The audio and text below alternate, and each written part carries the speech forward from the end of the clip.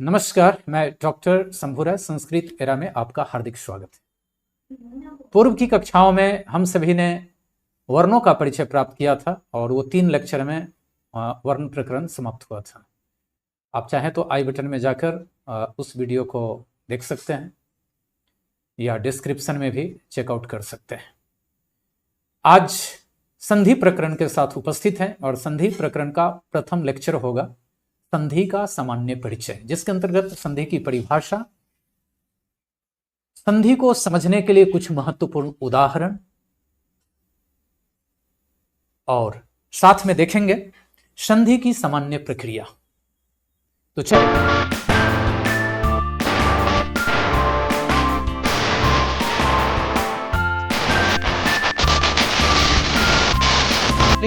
बिना विलंब के प्रारंभ करते हैं आज की कक्षा को। आप स्क्रीन पर देखिए और ध्यान से देखने के बाद एट ए ग्लैंस, एक दृष्टि में आपको संधि का सामान्य परिचय प्राप्त हो जाएगा। मैं धीरे धीरे स्लाइड करता हूं। देखिए संधि का परिचय, जिसके अंतर्गत आप देख पाएंगे कि संधि शब्द बना कैसे है। सम उपसर्ग प्रीफिक्स है और धा धातु रूट है, वर्ब है, इससे बना है संधि और इसका अर्थ होता है मिलन, जोड़ या संयोग। संधि को समझने के लिए वर्णों का ज्ञान अत्यावश्यक है, क्योंकि संधि है ही वर्णों का मेल। तो वर्ण, जिसे स्वर व्यंजन के रूप में बांट करके हम लोगों ने पढ़ा था, तो उन वर्णों का ही मेल यहां पर होने वाला है। तो इसकी परिभाषा की अगर बात करें तो आप प्रथम दृष्टया देख सकते हैं कि संधि 2 वर्णों का मिलन है। 2 वर्णों के मिलने से कोई ना कोई परिवर्तन आता है और वह परिवर्तन ध्वनि में आता है। ध्वनि के कारण लिखने के दौरान उसके लिपि में भी हमें अंतर दिख सकता है, लिखने के तरीके में परिवर्तन आ सकता है। तो आप एक दृष्टि इस पर डालते रहिए। जैसे आप देख सकते हैं विद्या जोर आलय, विद्यालय हो जाता है। देखने में विद्या अलग दिख रहा है, आलय अलग दिख रहा है, लेकिन ये आपस में मिलकर के कुछ और बन गया है। संधि की सामान्य प्रक्रिया की बात करें तो वर्ण और वर्ण मिलकर के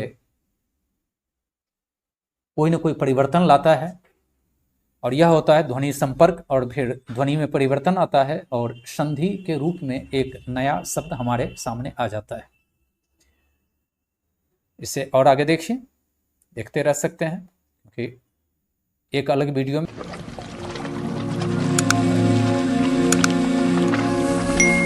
हम लोग संधि के इंपॉर्टेंस पर बात करेंगे कि संधि क्यों पढ़ना चाहिए, संधि की क्या आवश्यकता है।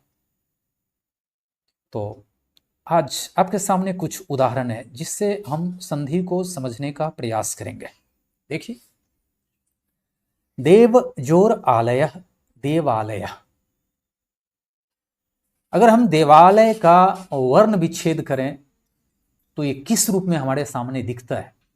तो पहले देव का वर्ण विच्छेद करते हैं। देखिए, देव का वर्ण विच्छेद करेंगे तो ये आएगा द जोर ए जोर व जोर अ। ये 4 अक्षरों से देव बना हुआ है। आगे धन चिन्ह है, प्लस का चिन्ह है, और आगे है आलय, देव जोर आलय। आलय का जब हम विच्छेद करते हैं तो क्या दिखता है वर्ण विच्छेद करने पर? आ जोर ल जोर अ जोर य जोर अह। वर्ण विच्छेद होता कैसे है? तो कोई भी शब्द में जो भी अक्षर आया है उसका उच्चारण करते हैं, उच्चारण के दौरान जो कुछ हमें सुनाई पड़ता है उसको लिख देते हैं स्वर वर्णों में और व्यंजन वर्णों के रूप में अलग करके। तो ये देव जोर आलय और बन जाता है देवालय, और देवालय का जब वर्ण विच्छेद करते हैं तो किस रूप में दिखता है? तो दे है, तो दे को तोड़ते हैं तो द जोर ए के रूप में टूटता है। फिर वा है, वा को जब तोड़ते हैं तो वा जोर आ के रूप में टूटता है। ल है तो ल को तोड़ते हैं तो ल जोर अ के रूप में टूटता है। और यह को जब तोड़ते हैं तो य जोर अ के रूप में टूटता है। तो संधि और जोर यहां पर अगर हम बात करें तो जोड़ने वाला तत्व कहां पर है और जुड़ने वाला स्थान कहां पर है। तो देव जोर आलय की जब बात करें तो यहां पर प्लस चिन्ह आपको दिख रहा है व और आ के बीच में। इसका तात्पर्य है कि व और आ ही जुड़ने वाला अक्षर है, यानी संयोगी अक्षर है, जुड़ने की इच्छा रखने वाला अक्षर है, बहुत समीप में स्थित वर्ण है जो जुड़ने का प्रयास कर रहा है। तो आप देखिए, इसको मैंने कलर कर दिया है कि व का अंतिम अक्षर यानी पहला शब्द देव का अंतिम अक्षर व है, और व को भी जब तोड़ देते हैं तो अंतिम अक्षर क्या आता है? अ आता है। और आलय जो दूसरा शब्द है, इसका प्रथम अक्षर ही प्लस चिन्ह के पास में, और वही जुड़ने की ताकत रखेगा। तो आलय का पहला अक्षर क्या है? आ है। अर्थात संयोगी वर्ण कौन है? तो अ और आ है, और यही जुड़ेगा, और जुड़ने के बाद, इनके मिलने के बाद कोई ना कोई परिवर्तन आएगा। और वह परिवर्तन क्या आया है, अगर आपका जो पूर्व ज्ञान है उसके आधार पर आप पता कर सकते हैं। देवालय, देव जोर आलय, देवालय बनता है। ये कैसे बनता है? ये तो संधि को और उसके नियमों को समझने के बाद उस पर विचार करेंगे, लेकिन पूर्व का ज्ञान आपका क्या है? आप एक शब्द को जानते हैं, देवालय को, देवालय को यानी देवता के घर को। तो हम देवालय का जब वर्ण विच्छेद किए और देव का और आलय का भी वर्ण विच्छेद किए और प्लस चिन्ह के आसपास देखते हैं, तो देखते हैं कि किसमें कोई बदलाव नहीं आया। तो द जोर ए जोर व, ये तीन अक्षर जो है यहां भी पहले से दिख रहा है, देवालय में भी ज्यों का त्यों। और आलय का ये देखते हैं कि आ के बाद का अक्षर जो है वह ज्यों का त्यों दिख रहा है। यहां भी देखिए, जैसा है वैसा ही यहां भी दिख रहा है, और यहां भी वही दिख रहा है। तो बदलाव कहां पर आ रहा है? तो अ जोर आ मिलने के बाद आप देखिए केवल यहां पर आ रह गया है, क्योंकि देव का द ए व यहां पर ज्यों का त्यों बना हुआ है, और आलय का ल अ य अह ज्यों का त्यों बना हुआ है। और जुड़ने वाला चिन्ह कहां पर है? यहां पर है प्लस चिन्ह, अ जोर आ के बीच में। तो जो भी जुड़ेगा यहीं पर जुड़ेगा, और परिवर्तन भी इसी के बीच में आएगा। तो अ और आ मिल करके यहां पर देवालय शब्द जब देखते हैं तो केवल आ ही यहां पर बचा हुआ दिख रहा है दोनों के बदले में। तो यही जो परिवर्तन आ रहा है दो वर्णों के मिलने से, इसी को संधि कहते हैं। यही परिवर्तन, जो चेंज जो आ रहा है, यही संधि है। यह परिवर्तन किस किस रूप में आएगा वो हम लोग आगे देखते हैं। या तो प्लस चिन्ह के जो पहले है लेफ्ट में और एक है राइट में, या तो पहला अक्षर बदल जाएगा, या दूसरा अक्षर बदल जाएगा, या दोनों अक्षर बदल जाएगा, या दोनों में से कोई नहीं बदल करके बीच में तीसरा अक्षर आ सकता है। इतने तरह के परिवर्तन हम लोग देख सकते हैं, और भी कई तरह के परिवर्तन दिखाई पड़ेगा। और इसी परिवर्तन को संस्कृत में तकनीकी शब्द के रूप में, टेक्निकल टर्म के रूप में इसको विकार कहते हैं। बदलाव है, चेंज है। जैसे आप देखिए यहां पर अ और आ आया, यानी दोनों तरफ स्वर आ रहा है, और बदल करके एक स्वर आ गया है, आ रह गया है। यहां पर वाक जोर दानम, वाग दानम, अगर इसको हम वाक को तोड़े, वाक का तात्पर्य है बोली, और दानम का मतलब आप समझते हैं किसी भी चीज को हमेशा के लिए किसी को दे देना, उसी को दान कहते हैं, वाग दान, बोली का दान। तो वाक को अगर तोड़ा जाए तो किस रूप में टूटेगा? वा, तो व जोर आ, वा। वर्ण विच्छेद के द्वारा आप इस बात को जान चुके हैं प्रीवियस वीडियो में।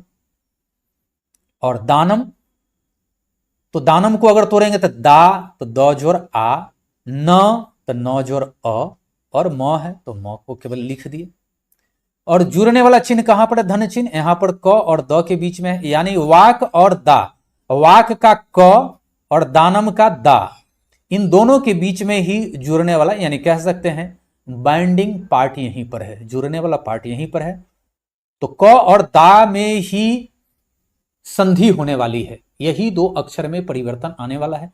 तो आप देखिए वाक जोड़ दानम, अगर पूर्व का अभ्यास अगर आपके पास से है, और नहीं है तो फिर भी मान लीजिए कि वाक जोड़ दानम वागदानम बनता है। और वागदानम को अगर इसको वर्ण विच्छेद कर दिया जाए तो किस रूप में टूटता है? तो वा, तो व जोड़ आ, और ग यहां पर संयुक्त है, संयोगी है, संयुक्त अक्षर के रूप में है, तो इसमें स्वर नहीं है, इसलिए ग लिखे, ग हलंत। और दानम, तो द जोर आ दा, और न तो न जोर अ, और अंतिम अक्षर है म। तो बदलाव को चेक करके देखिए। तो वाक को वर्ण विच्छेद किया तो आपने क्या देखा, व आ क, और दानम का वर्ण विच्छेद किया तो क्या आपको दिखाई पड़ा, द आ न अ म। तो क्या क्या नहीं बदला है, तो वाक का व और आ देखिए यहां ज्यों का त्यों दिखाई पड़ रहा है, और दानम का देख लीजिए आनम, यहां से यहां तक ज्यों का त्यों दिखाई पड़ रहा है। तो बदलने वाला क्या क्या अक्षर आया, तो यहां पर क और द इसी दो में बदलाव आएगा। तो आप देख सकते हैं कि ये प्रथम अक्षर के क के जगह पर आपको क्या दिख रहा है, यहां पर ग दिख रहा है, और द के जगह पर क्या दिख रहा है, यहां पर द ही दिख रहा है, यानी द नहीं बदला, यानी पहला अक्षर क ही बदल गया है। किस रूप में, द के रूप में बदल गया है। तो ये बदलाव यानी दो वर्णों के मिलने पर एक बदलाव आता है, परिवर्तन आता है, उसी को संधि कहते हैं। इसका मतलब है यहां पर संधि हो रही है। इसी तरह जगत जोड़ ईशः, जगदीशः, तो इसमें अगर जगत को तोड़ा जाए तो किस रूप में टूटता है, तो ज जोड़ अ सुनाई पड़ा, ज में अ, तो ज और अ को अलग कर दिए। और जब व्यंजन वर्ण में से स्वर को अलग करेंगे तो उसमें व्यंजन वर्ण में हलंत लगा देते हैं। हलंत हटने का तात्पर्य होता है, मीनिंग होता है कि इससे वॉवेल बाहर आ चुका है, स्वर बाहर आ चुका है। तो जगत तो ज अ, ग तो ग अ, और त हलंत है तो त हलंत हमने लिख दिया जगत। और ईशः दीर्घ ई है, और शह तो स जोर अह लिख दिया। तो धन चिन्ह कहां पर है, जगत और ईशः के बीच में है। तो जगत का अंतिम अक्षर त और ईशः का प्रथम अक्षर ई, इन दोनों के बीच में ही संधि होगी। तो त और अ इसके बीच संधि होने वाली है, तो जगत जोड़ ईशः जगदीशः बनता है। अब जगदीशः का आप वर्ण विच्छेद कर लीजिए, देखिए किस रूप में टूटता है, ज तो ज अ, ग ग अ, द ये दी है तो द जोड़ दीर्घ ई करेंगे, और शाह स जोड़ अह करेंगे। तो जगत वाला पार्ट कहां पर है, यहां पर है, आप देखिए। तो जगत वाले पार्ट में क्या क्या रह गया है जगदीश में, तो ज से लेकर अ तक ज्यों का त्यों रह गया है। और द और ई के बीच में यहां पर देखिए, यहां पर त है और ई है, उसके आगे क्या ज्यों का त्यों रह गया है, तो ईसह का देखिए, ईसह का स और अह ज्यों का त्यों रह गया है। अब हम परिवर्तन वाले पार्ट को देखेंगे कि यहां पर त और ई था, इन दोनों में से क्या क्या बदला है। तो त के जगह पर आप देखिए कि यहां पर द बन गया है, और ई ज्यों का त्यों रह गया, मतलब इसमें कोई बदलाव नहीं आया है। तो जगत जोड़ ईसह में जगत का त जो है ये बदल करके द बन गया है, मतलब यहां पर वर्णों में बदलाव आ गया है, विकार आ गया है, अर्थात यहां पर संधि है। जब दो अत्यंत निकट यानी समीप जो मौजूद होते हैं उसी में संयोग करने की इच्छा शक्ति ज्यादा मानी जाती है, ज्यादा होती है। और जब वो दोनों निकट आते हैं तो वो कोई ना कोई बदलाव की ओर अग्रसर हो जाते हैं। या तो पहला अक्षर बदल सकता है, या दूसरा अक्षर बदल सकता है, या दोनों अक्षर बदल करके कोई तीसरा अक्षर बन सकता है, या दोनों में से कोई नहीं बदल करके बीच में जोड़ने के लिए कोई अलग से नया अक्षर आ सकता है। इस तरह के कई बदलाव को आप देख सकते हैं संधि प्रक्रिया के दौरान।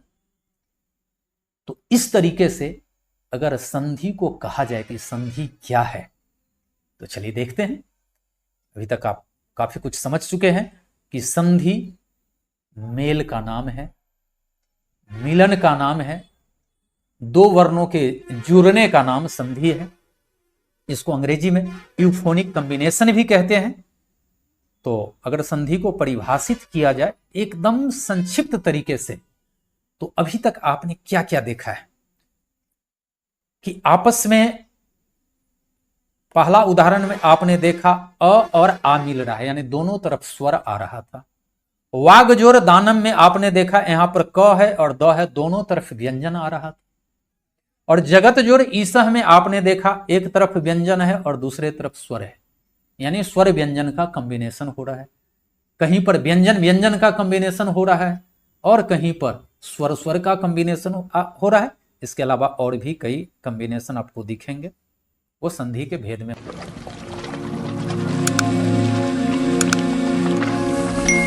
हम लोग देख पाएंगे। तो संधि क्या है, यूफोनिक कॉम्बिनेशन क्या है, तो अब आप खुद भी समझ सकते हैं कि दो स्वरों या दो व्यंजनों या स्वर व्यंजन के परस्पर मिलने से, आपस में मिलने से जो विकार उत्पन्न होता है, जो परिवर्तन आता है, वही संधि है। यानी आपसे मोटे शब्दों में पूछा जाए तो क्या है, संधि एक प्रकार का मिलन से उत्पन्न विकार है। किसके मिलन से, तो वर्णों के मिलने से उत्पन्न विकार का नाम संधि है। और वह वर्ण क्या क्या हो सकता है जो आपस में मिलेगा, स्वर वर्ण हो सकता है या व्यंजन वर्ण हो सकता है या अयोगवाह के रूप में आप जानते हैं मूल रूप से अंग और अह की बात हम लोग करते हैं तो उसमें एक विसर्ग आता है, उसका भी मिलन हो सकता है। थोड़ा सा चलिए, वैसे बच्चे जो इंग्लिश मीडियम के हैं और उनको लगता है कि थोड़ी सी हमें सुविधा हो जाए, तो इंग्लिश में भी यहां पर डिफिनीशन दिया हुआ है कि संधि क्या है, literally means joining, combination,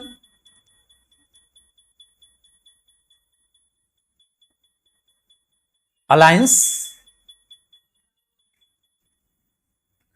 It is the phonetic process where two adjacent sounds, either vowel or consonants, merge or modify each other at the boundary of two words or syllables.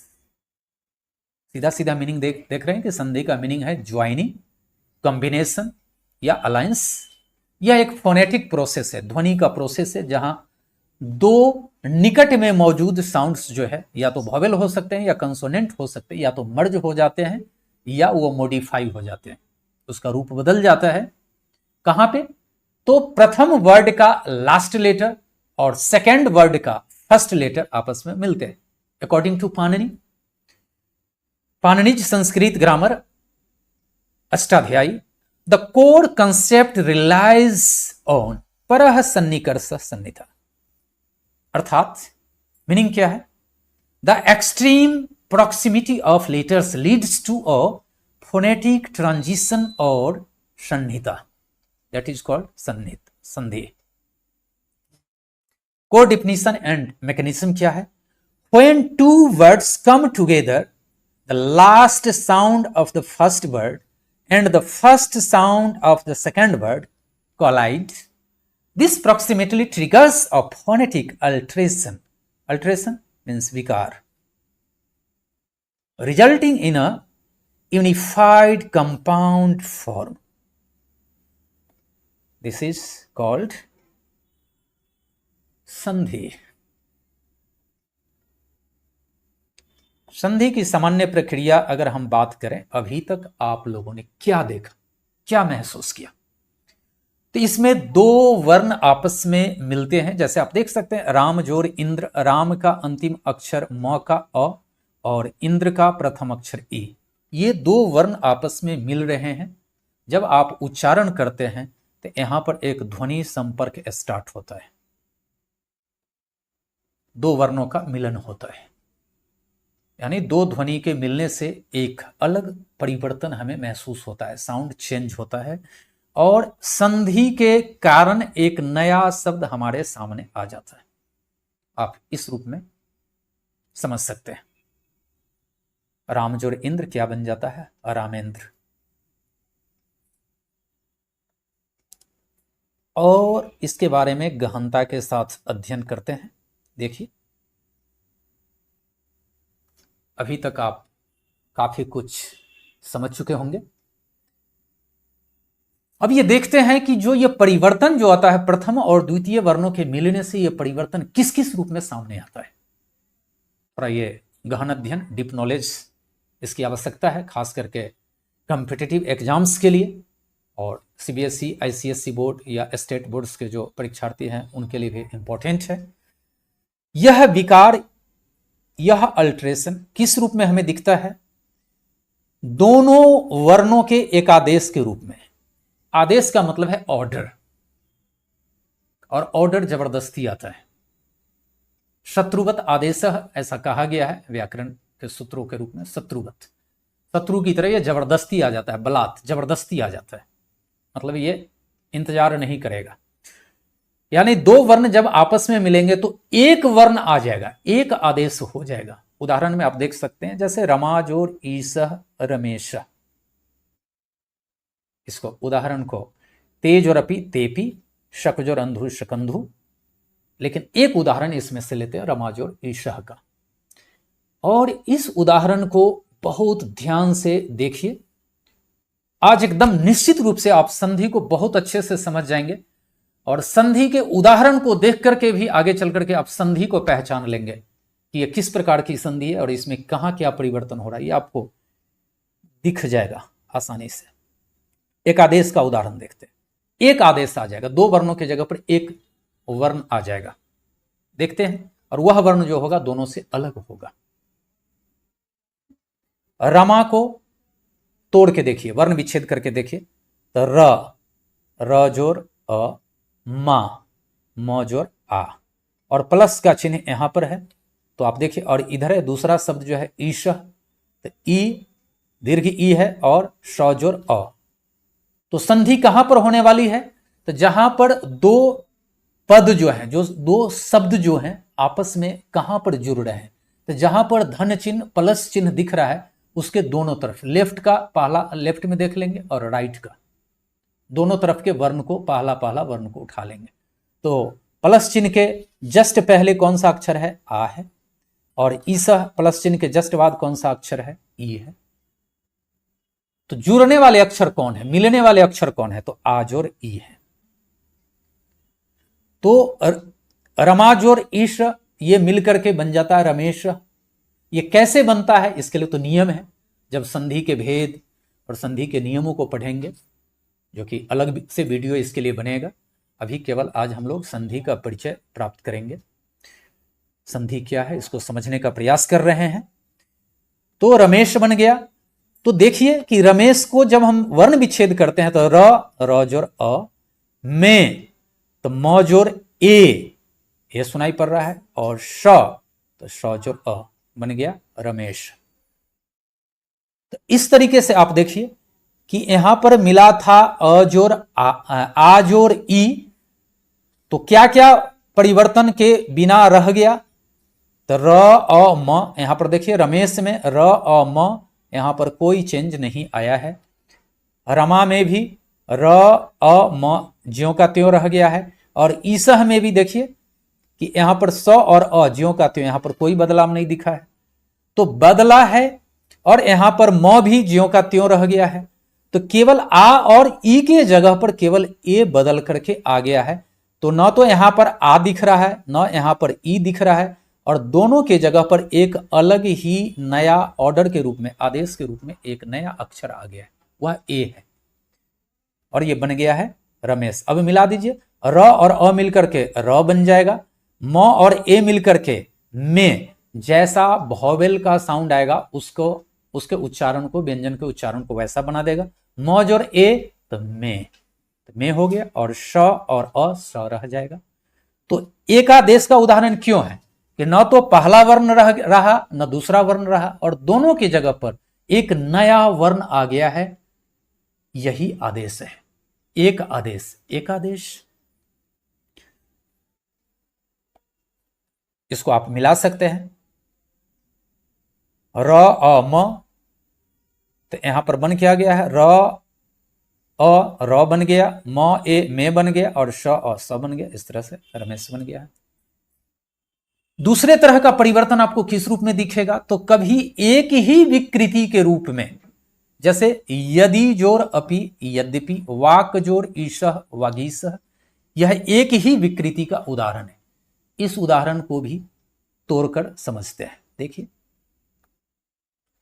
यदि जोर अपि यद्यपि, यदि का वर्ण विच्छेद कर दीजिए, तो य जोर अ, दी द जोर ई, ह्रस्वी है तो ह्रस्व ई को लिख दिए, अपी, अ जोर प जोर ह्रस्वी अपी। धन चिन्ह कहां पर है, यहां पर है, तो जुड़ने वाला कौन कौन है, ई जोर आ, ई जोर अ, ई जोर अ के बीच में संधि होने वाली है, और ये दोनों मिलकर के बनता है यद्यपि। कैसे बनता है ये तो अलग विषय है। तो यद्यपि बनता है, अब यद्यपि का वर्ण विच्छेद कर दीजिए, तो य जोर अ, दिया, आपने वर्ण विच्छेद संयुक्त वर्ण के रूप में जब पढ़ा था वर्ण प्रकरण के अंतर्गत 3rd वीडियो में, लास्ट में वर्ण विच्छेद का ही प्रकरण था, तो उसमें आप देख सकते हैं दिया, ये क्या बना हुआ है एक्चुअल में है, ये द जोर य, आपस में ये फ्यूज हो करके बन जाता है दिया। तो इसको जब तोड़ेंगे भी तो इसी रूप में टूटेगा, द जोर य, तो तोड़ दीजिए दिया को, द जोर य और पी है तो प जोर ई। तो आप देख लीजिए कि क्या बदला है और क्या नहीं बदला है। तो हम यदि का देखते हैं तो य और अ ज्यों का त्यों रह गया है, यहां का द भी वैसे का वैसे ही रह गया है, और अपी को जब तोड़ते हैं तो प और ई ज्यों का त्यों रह गया है।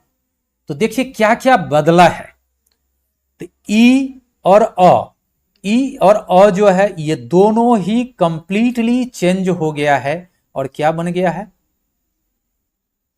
य बन गया है। ये विकृति का उदाहरण है, मतलब हमको द और य भी यहां पर अब नहीं दिख रहा है, ये द और य जो ऐसा दिख रहा है ये भी चेंज होकर के लिपि के रूप में बदल गया। इसका लिपि जो है, लिखने का तरीका जो है, ये अलग रूप से लिखा गया है, यदि जो रपी यद्यपि।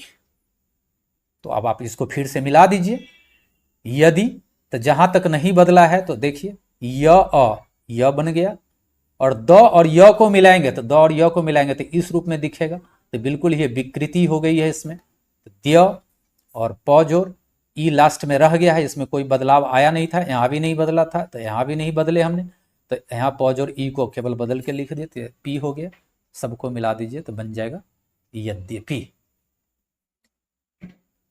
ये आपने दूसरा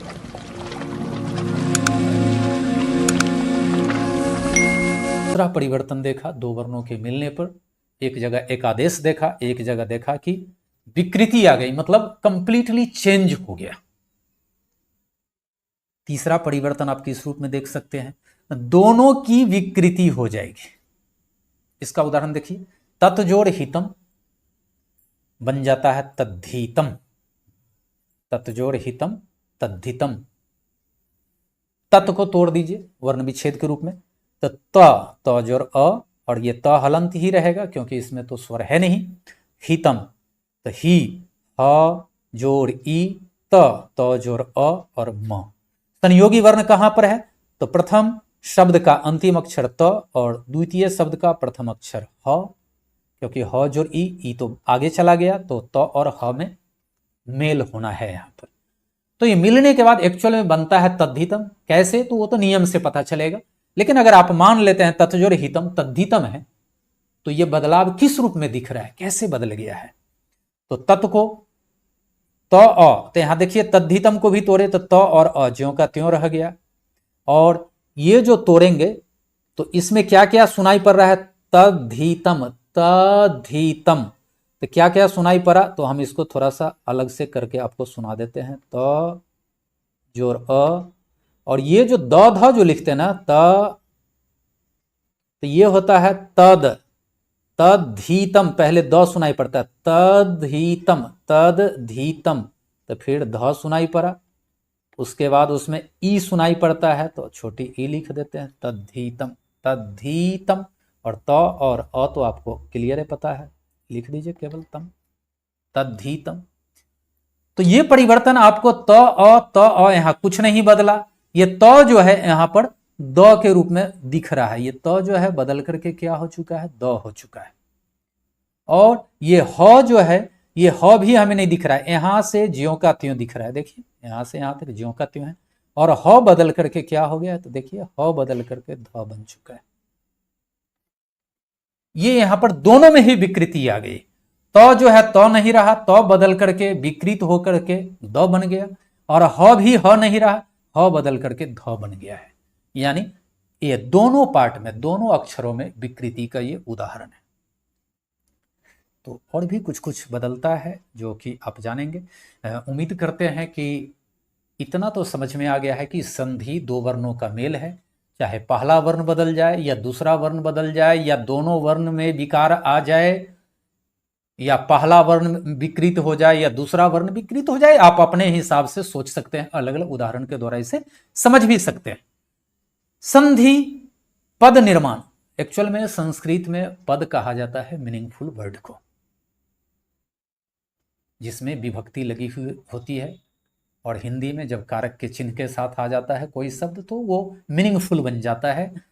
तो संधि पद निर्माण के क्रम में आंतरिक भी होती है, इंटरनल भी होती है, जो नहीं पता चलेगा। जैसे गो जोड़ ए, ये बन गया गवे,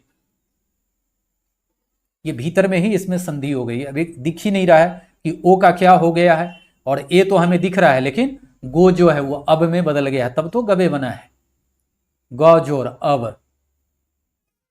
तो ये परिवर्तन कैसे होता है आगे हम आगे के वीडियोज में संधि के जब नियम पढ़ेंगे तो उसमें इसको देखेंगे। कुछ अपवाद नियम होंगे, कुछ अपवाद संधि के उदाहरण भी दिखेंगे, देखेंगे। जैसे राम जोर सु, जब विभक्ति लगाते हैं राम जोर सु तो बन जाता है राम, या यहाँ पर आंतरिक रूप से फ्यूज हो जा रहा है। साधु जोर अंगस, यह संबंध कारक का है, पॉसेसिव केस में है, साधु जोर अंगस साधो। और क्या बदलाव दिख सकता है, पदांत पदादि के बीच बाह्य रूप से एक्सटर्नल की भी हो जाती है। जैसे राम जोर अपि, अरामो अपि बन जाता है।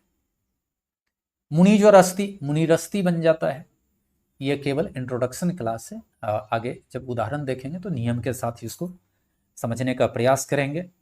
यह सबके लिए है, बेसिक टू प्रो लेवल के लिए, तो आप देखेंगे। यानी चाहे संधि इंटरनल हो या संधि एक्सटर्नल तरीके से हो, दोनों स्थितियों में नियम एक ही है। सिद्धांत कौमुदी में अच्छ संधि जो स्वर संधि के रूप में प्रसिद्ध है, प्रकृति भाव या हल संधि जिसे व्यंजन संधि कहते हैं, विसर्ग संधि, स्वादि संधि आदि के रूप में पंच संधि का विवेचन है। तो चलिए और थोड़ा सा विशेष रूप से संधि के बारे में जानकारी प्राप्त करते हैं। जब आप कॉम्पिटिटिव एग्जाम देंगे या उच्च कक्षाओं में इंटर ग्रेजुएशन या पोस्ट ग्रेजुएशन में जाएंगे तो हमें बेसिक नॉलेज के साथ साथ इसके भीतर की जो साइंटिफिक कुछ जानकारियां हैं उस गहन जानकारी को भी प्राप्त कर लेना चाहिए। तो संधि को पाणिनि ने इसके लिए एक शब्द यूज किया है सन्निहिता, और यह कहकर उन्होंने इसका लक्षण दिया है परह सन्निकर्षः सन्निहिता, अर्थात वर्णों का अत्यधिक समीपवर्ती, निकटवर्ती यानी क्लोज हो जाना सन्निहिता है।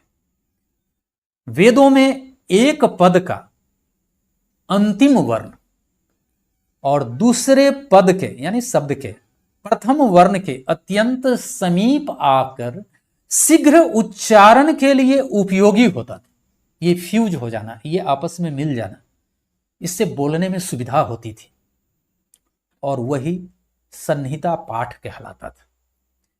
पाणिनि से पहले प्रातिसाख्यों में, प्रातिसाख्य ग्रंथ क्या है तो वैदिक उच्चारण के बोधक ग्रंथ है, और निरुक्तों में, निरुक्त क्या है तो वैदिक साहित्य के शब्द व्युत्पत्ति को बताता है, यानी शब्द का निर्माण कैसे हुआ है, जिससे कि शब्द के निर्माण को जानने के बाद हम शब्दों के अर्थ को आसानी से समझ सकते हैं। यानी अंग्रेजी में इसको इटिमोलॉजी बोलते हैं।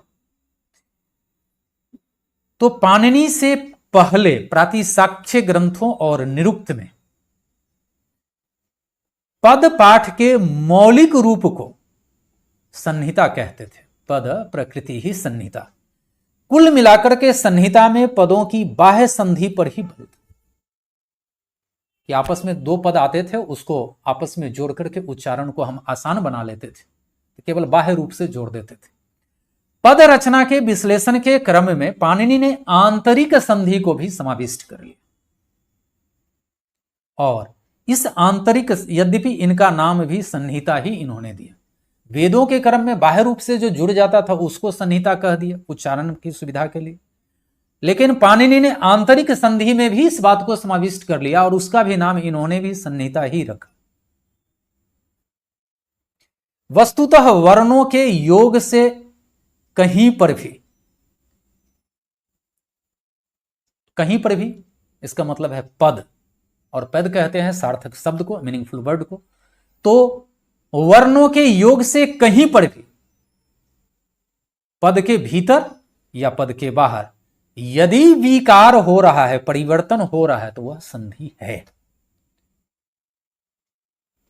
संधि में विकार अनिवार्य है, इसेंशियल है। एक्चुअल में बिना उसके संधि नहीं कह सकते। विकार न होना केवल वर्णों का सम्मेलन है, मिलन है या संहिता मात्र है। जैसे अहम जोर एव, अहमेव, म में केवल ए को मिलाकर के में बना दिए अहमेव। यहां न तो म बदला है और न ही ए बदला है, बल्कि लिपि के सौंदर्य की दृष्टि से म और ए को मिलाकर के में बना दिया। अनजोर उदारह, अनुदारह, यहां कुछ नहीं हुआ, केवल न में स्वर को मिला दिए तो न में उ आने के कारण इसको नु बना दिया, अनुदारह। तत्जोड़ त्वम, तत्वम, यहां पर एक त पहले से था, दूसरा त आ गया तो दोनों मिलकर के डबल त बन गया, तत्वम। निर्जोर अक्षर, र में स्वर नहीं था तो केवल अ आकर के इस र को कंप्लीट र कर दिया, निरक्षर। ये कुछ उदाहरण है इसके वर्ण सम्मेलन के, जो केवल संहिता मात्र है, केवल बाह्य रूप से आपस में आके मिल गया है।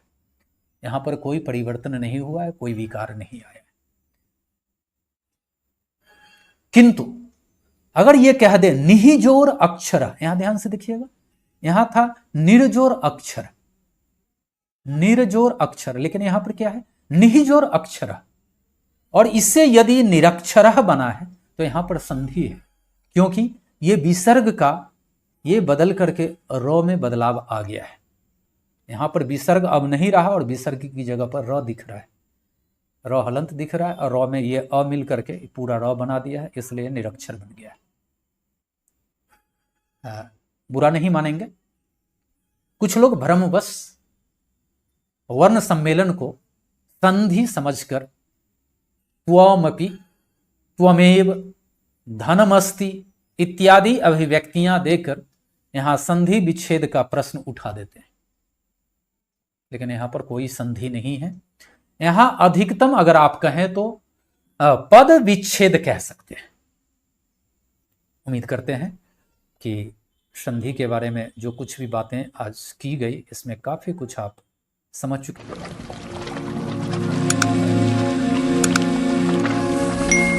होंगे।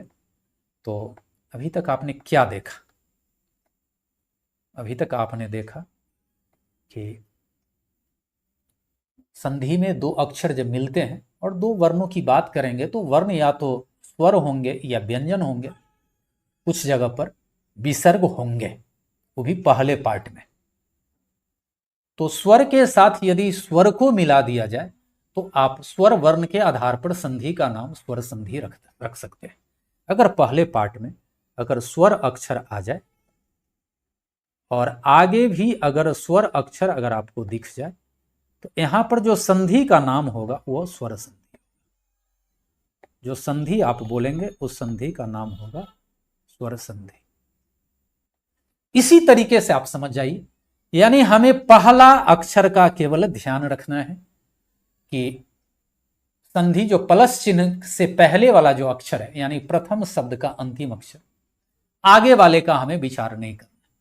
अगर पहला अक्षर स्वर वर्ण आ जाए तो वहां पर होने वाले संधि को हम स्वर संधि कह देंगे, बाद में स्वर वर्ण होना चाहिए। और पहला में अगर पहला अक्षर व्यंजन वर्ण आ जाए, बाद में कोई भी आ जाए, चाहे स्वर आवे या व्यंजन आवे, तो हम अगर यहां पर पहला अक्षर व्यंजन आ जाए अब बाद में कोई भी आवे तो आप व्यंजन संधि कह दीजिए। और पहला अक्षर यदि विसर्ग या विसर्ग को धारण करने वाला कोई अक्षर आ जाए, और बाद में स्वर आवे या व्यंजन आवे तो आप विसर्ग संधि कह सकते हैं। मुख्य रूप से मोटे मोटे तौर पर कहें तो वर्णों का जो परिवर्तन होता है, स्वर, व्यंजन या विसर्ग, इसके आधार पर ही संधि का नामकरण है। इसके अलावा भी कुछ और भी संधि के नाम होंगे जो हम लोग दूसरे वीडियो में संधि के प्रकार का जब जिक्र करेंगे, उस पर विस्तार से बात करेंगे, तब उसमें देखेंगे कि संधि के और कौन कौन से प्रकार होंगे। तो आप तो बिना संधि का भेद बताए ही आप अब संधि को बता सकते हैं। संधि के 3 भेद, स्वर संधि, व्यंजन संधि और विसर्ग संधि। स्वर संधि क्या होगा? तो स्वर का स्वर के साथ योग होने पर विकार चाहिए, पहला स्वर और बाद वाला भी स्वर वर्ण, और विकार आएगा तो स्वर संधि।